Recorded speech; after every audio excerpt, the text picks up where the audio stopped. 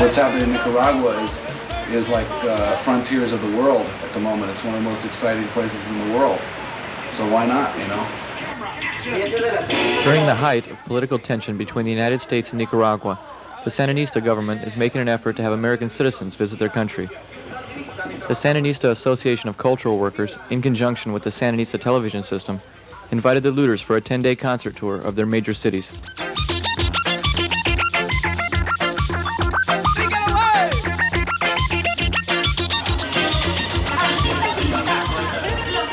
Based in San Francisco, the Looters' music draws on a variety of cultural and ethnic influences. Prior to their tour of Nicaragua, the Looters played mostly for small audiences in the local clubs of San Francisco. Vamos a presentar a 5 jóvenes estadounidenses solidarios con la revolución nicaragüense, los Looters. Streetlights on familiar faces. Their first show at the University of Central America in Managua drew a crowd of 30,000 people. It makes you a suspect. What you doing here otherwise? Streetwalkers, fast talkers, chicken hawks, and night stalkers. The one keeping that distance, muscle step, the quick resistance, and across town the tourists are taking in the view. As certain as a bullet and as certain as a shark, it's a blackout city. Blackout city. Blackout city.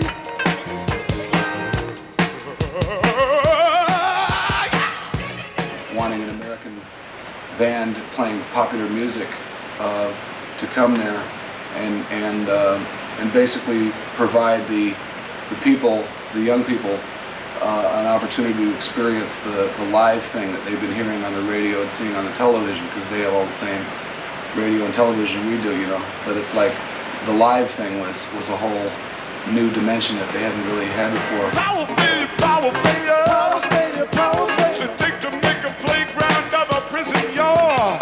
Projects are emptying into the streets, and the patch is hard to ask if been reached. And there ain't no spectators still in their seats, cause nothing's being televised. All the action is strictly live in the blackout city. We feel that basically there's a lot of things that people think about and talk about in the street, and there are things that we as people deal with in our everyday life, just like everybody else does, you know, and that's the things that we deal with in the music. And we also try to deal with more of an outlook of how maybe to approach certain things and how to feel about life and what goals people should aim for.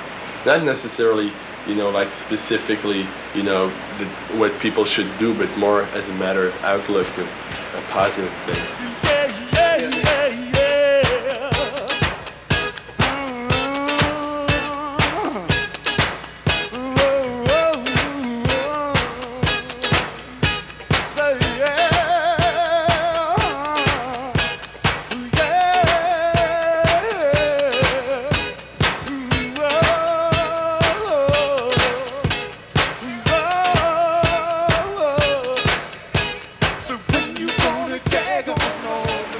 There's a lot of things that are left out of the songs that we hear on the radio, you know, that we grow up hearing them, and it's very like one-dimensional, and we don't think there should be any restrictions. You should be able to talk about what's really happening in life, and the fact is that makes it, you know, that makes it, for some people, they've got to be able to put a label on that. They've got to be able to say that fits in this rack in the record store. This fits in this program format or whatever, and that's their problem, not ours. You know, our problem is doing it as well as we possibly can.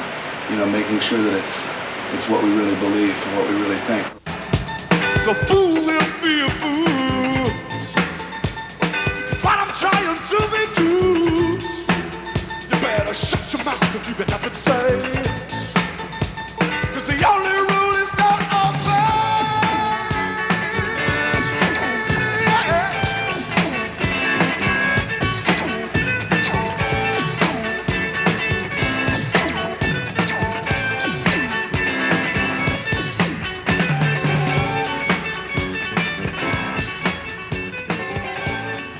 While the Nicaraguan people were having their first experience of the live thing in American rock music, the boys from America were experiencing firsthand the reality of a nation recovering from the trauma of decades of civil war.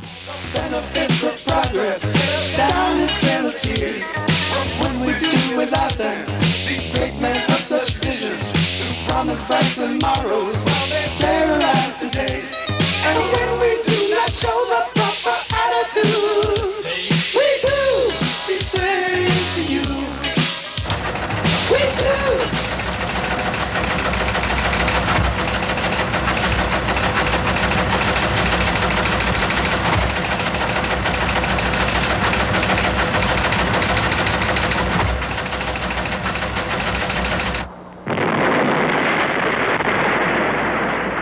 In 1933, Augusto Sandino led a popular rebellion against Nicaraguan military dictatorship of Anastasio Somoza I.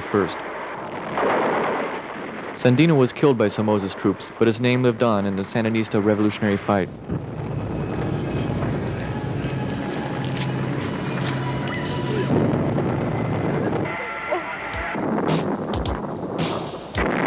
Backed by his American Marine-trained National Guard, Samosa spent the greater part of 3 decades buying up most of the land in Nicaragua and leasing it to foreign businesses for a handsome profit. His associations with investors such as Howard Hughes and Nelson Rockefeller did little to aid the majority of poverty-stricken Nicaraguans. In 1961, after West Point training, Anastasio Somoza II inherited the dictatorship. In the 1970s, the Sandinista National Liberation Front became a major revolutionary threat to the Somoza dynasty.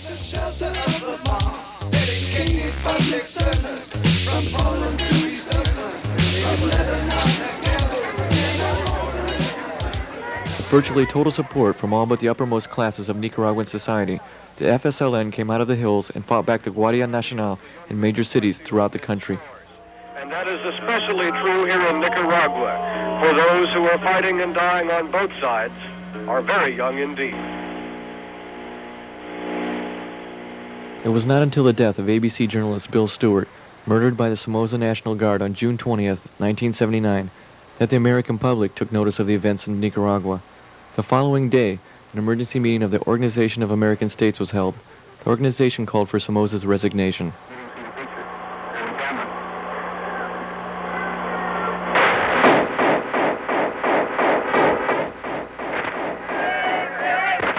At the OAS meeting, the United States requested a military peacekeeping force be dispatched to Nicaragua to replace Somoza. Regarding the situation as an internal Nicaraguan problem, the OAS overruled the U.S. and recognized the Sandinista forces.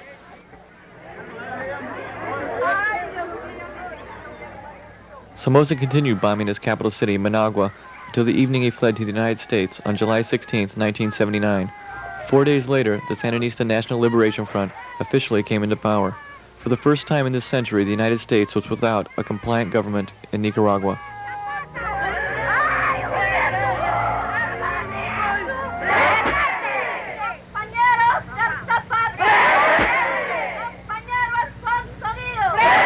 The Nicaraguan people and we met people in government and we met people on the street, they make a distinction between American people and the American government. They certainly don't like what the American government is doing to their country, but they want to meet American people and exchange American culture, ideas, and technology so that they can rebuild their country. After being denied reconstruction assistance from the United States government, the Sandinistas made an international appeal for help. Cuba and Russia became Nicaragua's major contributors.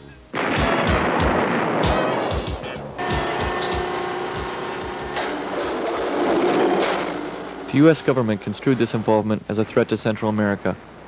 Concerned that the success of the pro-Marxist Nicaraguan revolution might infect the Central American community adversely, the Reagan administration began systematic military exercises on the borders of Nicaragua. West Bank, Bank of the West, Bank of America, and fuck the rest. There are people living there, but we're the best. With guns and bombs, we have been blessed. Just God's children looking for a home, from Israel to where the... All that is ugly about this country, and obviously there's a lot of beauty in this country and a lot of wealth here and so forth and so on, but I mean the things like the history of this country and the way it was actually built is fairly well known throughout the world. Even though a school child in this country is going to have it hidden from them, you know, they're just going to talk about how Carnegie built the railroads. or poured the steel, or how Rockefeller dug the oil. That's what you're going to hear there. But you dig what I'm saying? People down in some other place are going to be aware of it, man, because they know whose face was on the dollar bill before the revolution. They know whose face that was. They know who was propping up Samosa. Here come the savages. Where's the cavalry? Send in the Marines. What is it with these settler states? From South Africa to North Ireland, from Australia to the Promised Land. What's that you say? The daddy of them all is the USA? To Nicaragua, the problem is still one of North versus South. But to the United States, the issue has escalated to that of East versus West. Joe Mama, hey, Joe Mama, Joe, everybody sing it.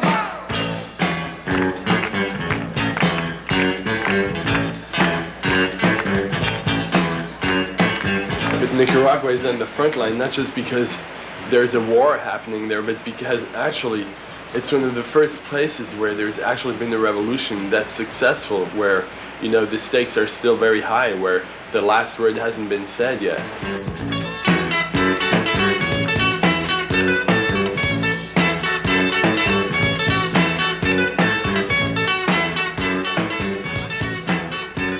The looters' journey to Nicaragua became much more than a musical performance tour.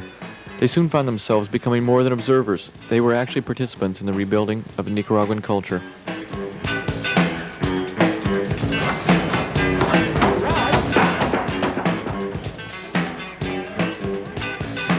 In addition to the actual 4 performances in Managua, León, and Esteli, the band found many opportunities to separate from their official hosts and develop friendships with a diversity of people, from farmers to technicians, from children to native artists.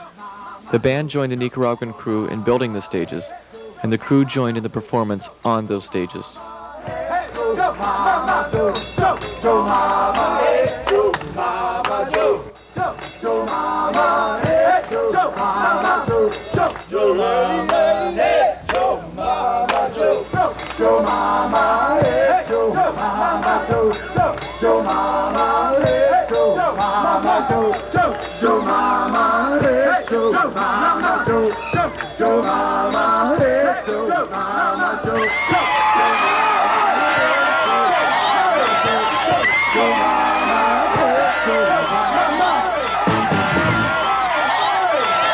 With the people there, the people are really growing. Everybody knows how to read. Everybody is studying. Everybody is concerned with what's going to happen with the country. It's very unusual. It's very different from everywhere else I've been in the world.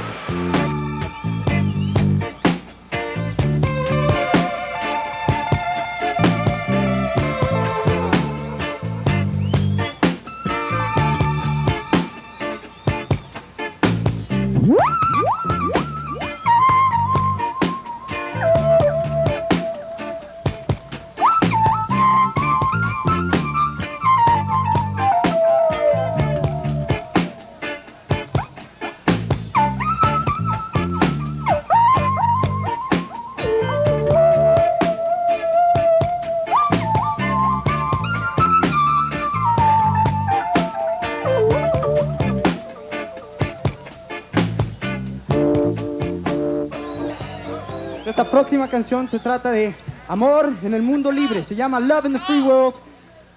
Y la vamos a cantar a ustedes ahora.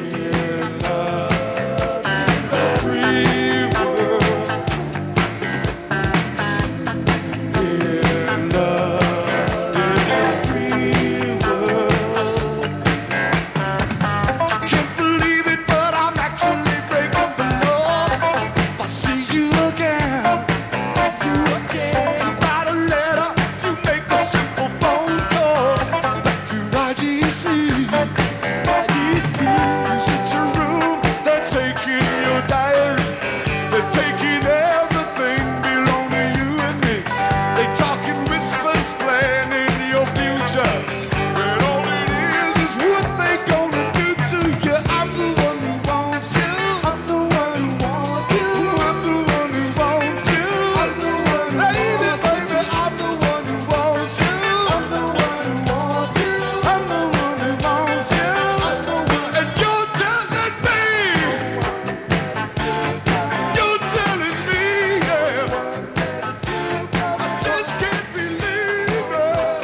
Philly was a very emotional experience too. And it seems that a lot of the young men in town had been sent to the front, which was only about 60 miles away.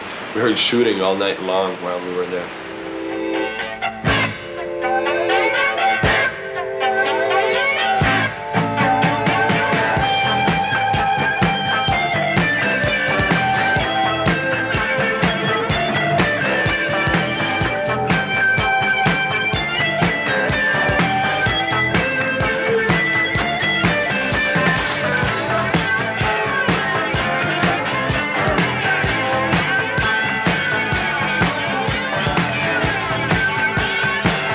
Bonds of emotion and respect develop between individuals, creating a mutual, cross-cultural concern for their fate.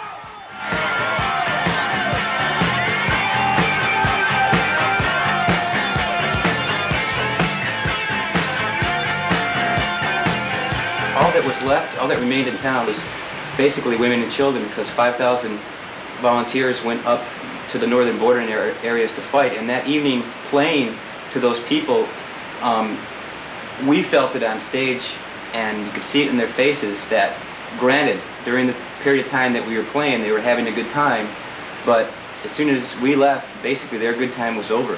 You know, I mean, I got off stage and I just felt this rush of, this is a wonderful opportunity we're having here to make, you know, to present our music and you know, have these people party with us, but we're leaving. These people are staying to fight. Baby,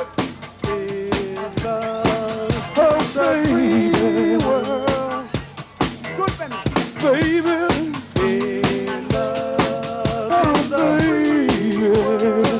they can't keep us apart. Oh no, they can't keep us apart, darling. No, no, no, no. Darling, we gonna be together tonight. We're gonna run, 'cause I'm coming to get you. No one better see you coming. Gonna take you away, yeah. No one better see you coming, boy. We're gonna stand together. No one better see you coming, boy. We're gonna run, run, we're gonna run. We're gonna run, baby. Run into the sun, into the sun. Yeah, yeah, yeah, yeah, yeah.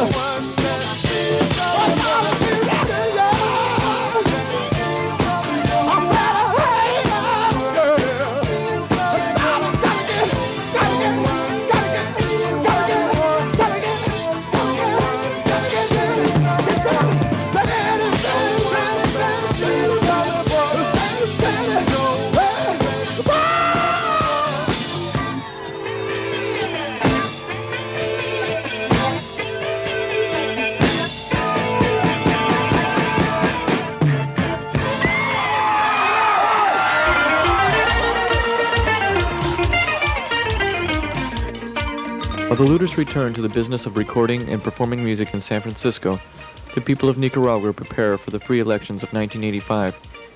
Inspired by their experience in Nicaragua, the Looters continue trying to break down barriers with their music by planning an extensive tour of third world nations. With the consensus of the elections, the Nicaraguans will continue to paint their destiny.